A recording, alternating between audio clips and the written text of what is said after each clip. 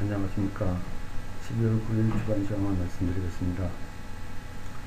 12월 6일부터 10일까지의 내용을 분석해보고 13일부터 17일간의 전망을 해보도록 하겠습니다.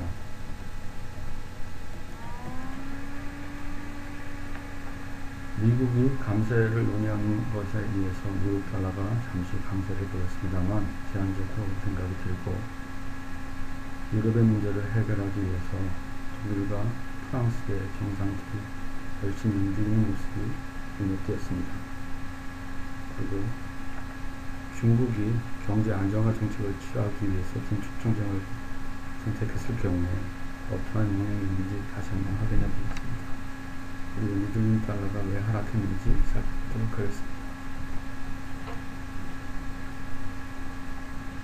미국의 감세는 현재 논의된 내용이 아무것도 없습니다.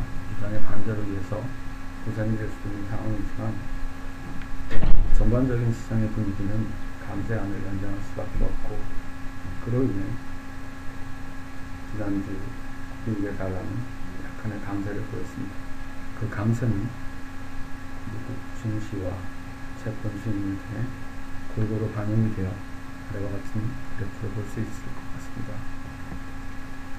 하지만 고용이 확실한 향상이 없는 한 그 미국 달러의 상승은 제한적일 것이고, 특히 USD 대표님 규모 84.50과 85선에서 저항선이 생성이 돼서 남아있을 것으로 생각이 듭니다. 또한 미국 채권 수익률은 이미 고점을 지난 것으로 생각이 들고, 그 고점 아래서 상당기간 유지될 것으로 보이며, 아까 말씀드린 고용지표와 함께 맞물려 상승됐을 경우에만 채권 수익률도 또한 올라갈 것으로 예상을 하고 있습니다. 유럽의 문제는 현재 해결되기에는 시간이 많이 필요합니다.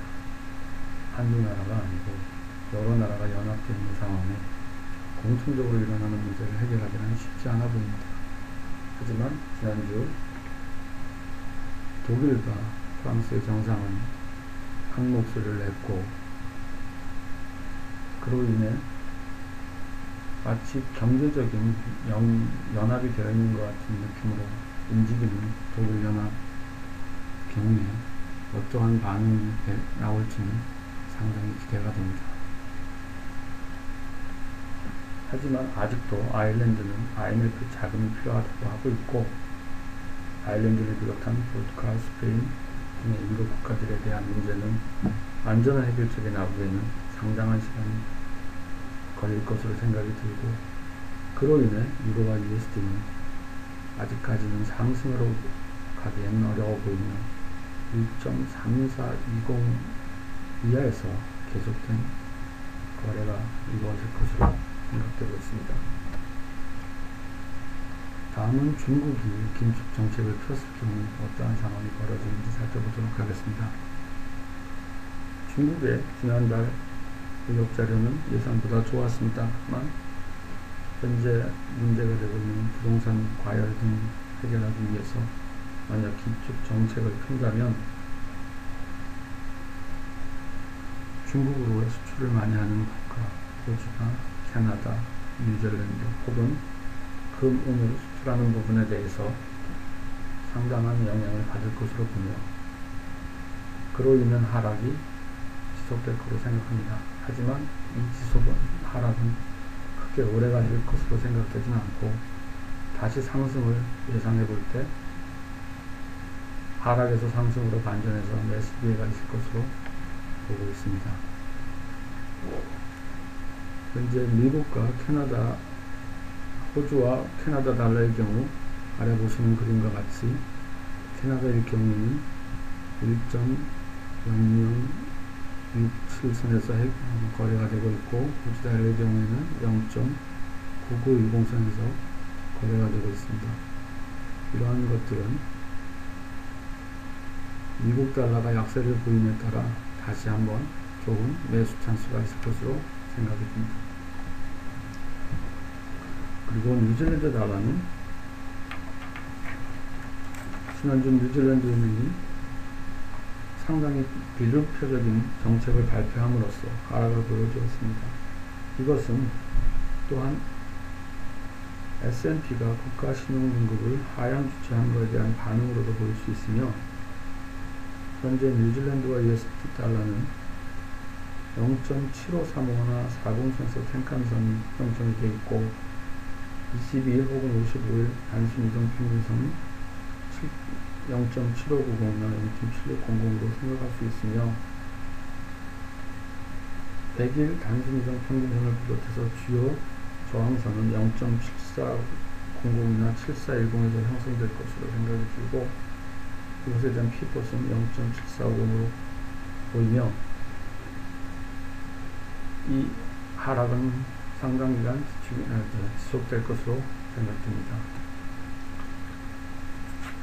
그리고 다음 주 주간의 경제 지표에 대해서 살펴보도록 하겠습니다. 다음 주는 상당히 많은 지표가 나오는 주로서 월요일 영국의 12월 생산자 가격 인풋과 뉴질랜드 10월의 소매 판매 월간 변화가 가장 눈에 띄고, 그 외 캐나다의 이자율과 경제 성장에 관한 카니 총재의 확인 또한 눈여겨봐야 될 것 같습니다.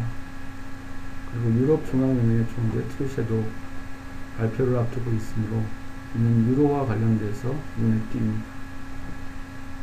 화요일에는 가장 많은 자료가 발표되는데, 특히 미국의 11월 주요 소매 판매, 11월 생산자 가격 지수, 공개시장위원회의 정책 발표 등 아주 중요한 자료들이 많이 있습니다.